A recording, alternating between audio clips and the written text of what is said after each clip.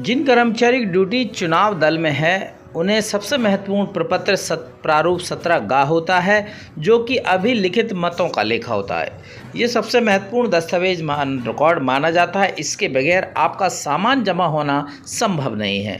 तो इसको किस तरीके से सावधानी पूर्वक भरें जिससे कि आपको चुनाव समाप्ति के बाद सामान जमा करने में दिक्कत का सामना ना करना पड़े। एक उदाहरण के रूप में एक हम आपको अभिलिखित मतों का लेखा का प्रारूप बता रहे हैं, जो कि आपको उस समय भरने में सहायक होगा। चलिए जानते हैं। तो साथियों, आप देखें एक एक कॉलम को हम बारीकी से देखेंगे। जैसे निर्वाचन क्षेत्र 29 गुना लिखा हुआ है। आपका जो भी निर्वाचन क्षेत्र उसको आप लिखेंगे। इसके अलावा सबसे महत्वपूर्ण बात है कि ये लोकसभा क्षेत्र के लिए चुनाव है, तो जो राइट का निशान विधानसभा लिखा हुआ है और जहाँ लोकसभा लिखा हुआ तो आप लोकसभा पर टिक का निशान लगाएं। मतदान केंद्र क्रमांक का नाम लिखेंगे। जो भी आपको मतदान केंद्र क्रमांक एक दिन पूर्व आवंटित होता है और आप इसको भर लेंगे स्थान। मतदान केंद्र में प्रयुक्त मतदान और नियंत्रण कंट्रोल यूनिट, देखें नियंत्रण यूनिट को कंट्रोल यूनिट कहा जाता है। उसका जो भी नंबर अंकित है आप उसको यहाँ पर फिल करेंगे। मतदान यूनिट बीयू का जो भी नंबर है वहाँ पर दिया गया है उसको आप यहाँ पर। प्रिंटर यदि प्रयुक्त हुआ है तो वीवीपैट का जो नंबर है उस पर यहाँ अंकित करेंगे। अब मतदान केंद्र पर नियत निर्वाचकों की कुल संख्या, मतलब आपको जो मतदाता सूची दी है चिन्हित प्रति के रूप में, तो उसमें कितने कुल मतदाता हैं वहाँ पर ये संख्या लिखनी है। चिन्हित प्रति में स्पष्ट लिखा होता है कि कुल मतदाताओं की संख्या इतनी है, तो आप उसमें से लिख दें। अब मतदाता रजिस्टर जो आपने चुनाव के दौरान भरा है, जिसमें जितने लोगों ने मतदान किया है उसका पूरा ब्यौरा 17 में होता है। तो उसमें जितने लोगों ने भी मत का उपयोग किया है, जैसे कि 1000 इनके टोटल थे, इनमें से 800 लोगों ने मत का उपयोग किया, मतलब वोट डाले, तो यहाँ उनकी संख्या आ जाएगी। इसके बाद 49 के अधीन मतदान अभिलिखित न करने का निश्चय करने वाले मतदाताओं की संख्या, इसमें वो संख्या आएगी साथियों, जैसे मतदाता जो वोट डालने आए परंतु वह वोट डालने से उन्हें इनकार कर दिया, तो ऐसे कोई यदि संख्या होती है तो यहाँ निरंक की जगह आप संख्या लिख सकते हैं। 4 नंबर कॉलम में साथी उन मतदान करने के लिए अनुज्ञात न किए गए मतदाताओं की संख्या में उनकी संख्या लिखनी है जिसे पीटर सिंह ने मतदान करने से रोका। पीटर सिंह मतदान करने से किसे रोक सकता है?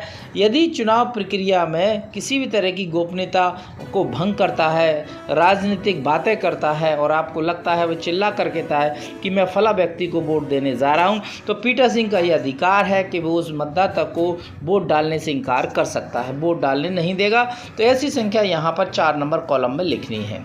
इसके अलावा 5वें नंबर कॉलम में आपको उन अभिलिखित परीक्षण मत, यदि 5 नंबर में यदि आपका कोई भी परीक्षण मत हुआ हो तो आप उसकी संख्या यहाँ पर लिखेंगे। और इसके साथ साथ परीक्षण मत यदि नहीं हुआ है तो निरंक लिखेंगे।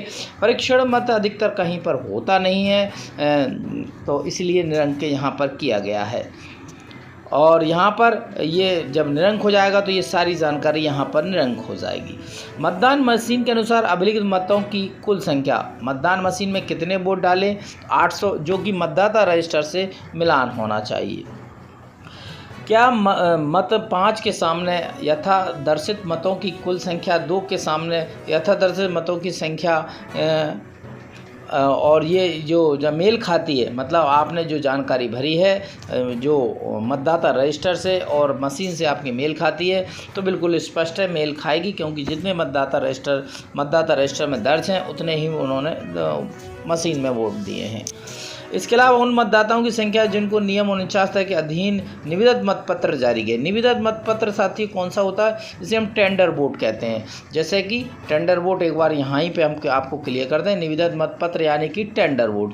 निविदा पत्र पर टेंडर वोट वो होता है यदि कोई मतदाता वोट डालने आता है और ये पता चलता है कि उसका किसी और के द्वारा वोट डाल दिया गया है। यदि राम सिंह आया और राम सिंह के आने के बाद ये देखा गया कि राम सिंह का तो वोट डल चुका है, तो तो ऐसे में ओरिजिनल राम सिंह कैसे वोट का इस्तेमाल करता है, तो उसे निवेदित मतपत्र दिया जाता है जो कि एक बैलेट पेपर के माध्यम से होता है, और इसे बैलेट पेपर पर वह मतदाता निशान लगाकर बंद लिफाफे में रखकर पीटर सिंह को देता है। उसे निवेदित मतपत्र कहा जाता है। तो कॉलम नंबर 8 में ऐसे संख्या लिखनी है जहाँ पर टेंडर वोट होते हैं। अधिकतर होते नहीं है, परंतु ये कहना भी वो नहीं है कि होना, ऐसा हो भी सकता है। तो जितनी संख्या हो आप यहाँ लिख सकते हैं। यहाँ हमने अभी निरंक लिखा हुआ है, मतलब हमें निवेदित मतपत्र नहीं हुए। हर पोलिंग पार्टी को 20 मतपत्र निवेदित मतपत्र दिए जाते हैं। अब ये देखें निवेदित मतपत्रों की संख्या कुल कितनी है, 20 है। इसी क्रम संख्या लिखनी है कि आपको कहाँ से कहाँ तक के 20 मिले हैं। तो 1 2 3 4 5 से लेकर 1 2 3 6 4 तक ये 20 इनको मिले थे। प्रयोग में के लिए प्राप्त आपने यदि कोई इसका उपयोग किया हो, टेंडर वोट होता है, तो यह संख्या लिख देंगे। निर्वाचक को जारी किए गए, यदि आपने किसी को जारी किए हैं टेंडर वोट तो लिखेंगे। प्रयुक्त न किए गए और वापस किए गए, कोई भी उपयोग नहीं हुआ, तो यहाँ पर आप 20 का 20 लिख देंगे। ये प्रयोग के लिए प्राप्त थे, सॉरी जो पहला नंबर जो था का प्रयोग के लिए प्राप्त है तो 20 हैं, तो ये संख्या के साथ यहाँ 20 लिख देंगे। और चूँकि जारी नहीं किए गए तो 0 हो गए। अब आगे बात करते हैं कागज़ों की सील। आपको 3-4 तरह की सीलें मिलती हैं। जितनी भी आपको मिलती हैं उनकी संख्या लिखें, उनका क्रम संख्या लिख दें कि आपको कौन कौन सी क्रम संख्या की सीलें मिली हैं। तो ये 3 की क्रम संख्या आई। कागज़ की सीलें आपको मिलेंगी, तो वहाँ पर सील की संख्या लिखें जितनी भी आपको सीलें मिलें, और यहाँ से क्रम संख्या डाल दें, यहाँ से यहाँ तक की मिली हैं। रिटर्निंग ऑफिसर को वापस या एवं वापस की गई अप्रयुक्त कागज़ की सीलें, जितनी भी सीलें आप उपयोग कर लेते हैं, एक एक उपयोग हो जाती है, जितनी उपयोग नहीं होती हैं उनकी वापस की संख्या और उसका सरल क्रमांक अंकित करेंगे। नष्ट हुई या कागज़ की सीलें यदि हों, यदि काम करने के दौरान यदि कोई भी सील आपसे नष्ट हो जाती है, तो यहाँ पर उसकी जानकारी लिख सकते हैं कि नष्ट हुई संख्या 1 है, उसका क्रमांक ये है। तो नष्ट चूँकि नहीं हुई तो यहाँ हमने निरंक लिखा हुआ है।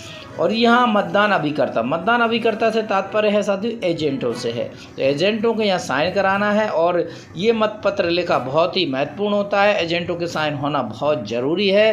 पीटर सिंह अधिकारी यहाँ पर अपने हस्ताक्षर करेंगे।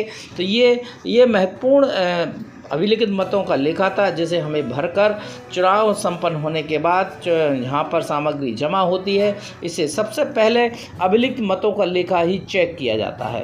इसको चेक होने के बाद ही आपके सामान के आगे के जमा होते हैं। जब तक अभिलिखित मतों का लेखा आपका सही ना हो, पीटर सिंह की डायरी सही ना हो, तब तक आप किसी भी तरह का कोई सामान जमा नहीं हो पाता है। तो अभिलिखित मतों की जानकारी हमने बिंदुवार आप तक पहुँचाई है। आपको लगता है आपका कोई सवाल रह गया हो, कोई प्रश्न रह गया हो, आपकी कोई समस्या इसमें समझ में ना आई हो, तो आप कमेंट्स बॉक्स में लिखकर इसकी जानकारी हमसे पूछ सकते हैं। हम आपके प्रश्न के उत्तर देने का प्रयास करेंगे। हम अगले वीडियो में साथियों पीटर सिंह की डायरी भरना सिखाएंगे, क्योंकि पीटर सिंह की डायरी सबसे महत्वपूर्ण होती है। इसके बगैर आपका सामान जमा नहीं होता है। तो ये दोनों प्रपत्र बहुत महत्वपूर्ण है, और यदि आपने ये दोनों प्रपत्र सही तरीके से भरकर जमा कर दिए तो ये समझ लीजिए कि आपका पूरा सामान आसानी से जमा हो जाएगा, और आप जल्द ही अपने सामान जमा करने के बाद घर पहुंच पाएंगे। तो अगला वीडियो ज़रूर देखें, जिसमें हम पीटर सिंह की डायरी, जो एक प्रारूप हमारे पास है जो भरा हुआ प्रशिक्षण के लिए है, ये पीटर सिंह की डायरी हम भरना सिखाएंगे। ये सबसे महत्वपूर्ण मानी जाती है। उम्मीद करते हैं सारी जानकारी स्पष्ट और सरल शब्दों में आप तक पहुँची होगी। कोई भी आपका सवाल हो कमेंट्स बॉक्स में लिखें, और एक इस बीच छोटा सा निवेदन करेंगे, ये जानकारी अधिक से अधिक कर्मचारी दलों तक जरूर पहुंचाएं जिनकी ड्यूटी लगी है, जिससे कि वह इस चीज़ को समझ सकें और निर्वाचन के दौरान, चुनाव के दौरान उन्हें परेशानी को सामना ना करना पड़े। तो अगला वीडियो देखना ना भूलें, और यदि आप नए यूज़र हैं, चैनल को सब्सक्राइब नहीं किया हो, तो चैनल को एक बार सब्सक्राइब जरूर कर दें। वीडियो और जानकारी ठीक लगी हो तो साथियों एक लाइक और शेयर करना ना भूलें।